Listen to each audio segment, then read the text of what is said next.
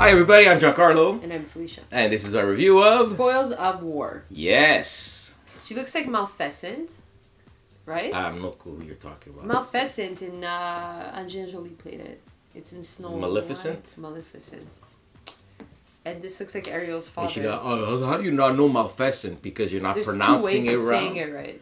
I'm pretty sure it's not. It's What is it? Maleficent.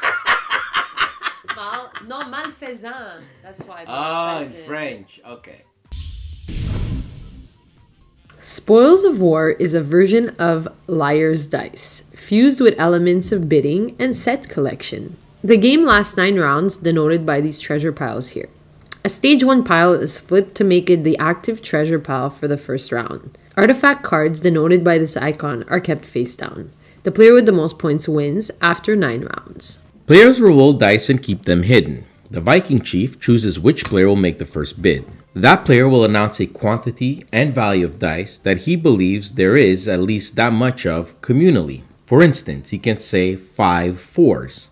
The next player in clockwise order can either up that bid, then going to the next player, or challenge the declarer. Challenging simply means the player doesn't think there's as many dice of that value as the declarer said, and he will place this token down. The other players will now secretly bid an amount of coins on the declarer or challenger.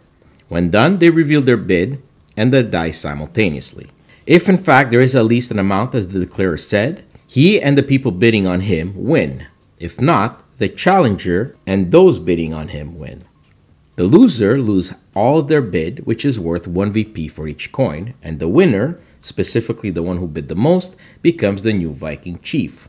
He will pick first of the spoils from the active treasure and gets to take 3 treasures. Second highest bid gets 2, and next highest 2 as well, and so on. A new round begins by flipping over the second treasure pile. The spoil cards are divided into 5 types: armor, weapon, jewelry, dragon egg, and artifact, which have some abilities. Artifacts are taken face down, and you can use them when the timing is right by flipping it over. Besides the spoils having a VP value which will score points, players will look to complete sets. 4 different items of the same type will score you 12 points, or 3 will score you 6. The Conqueror's Hoard is comprised of 1 card from each different type, and that scores you 8 points. A card can count toward both sets, so do look out for that.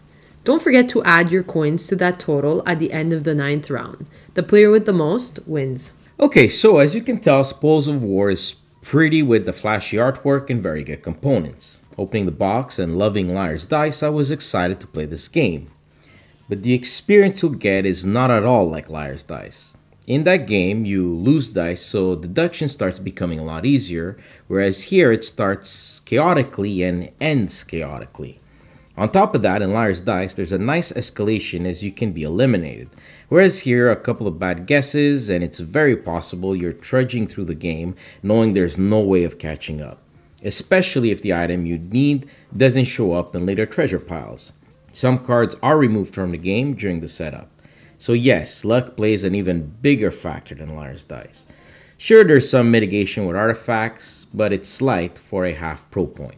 Another problem was the risk-reward aspect.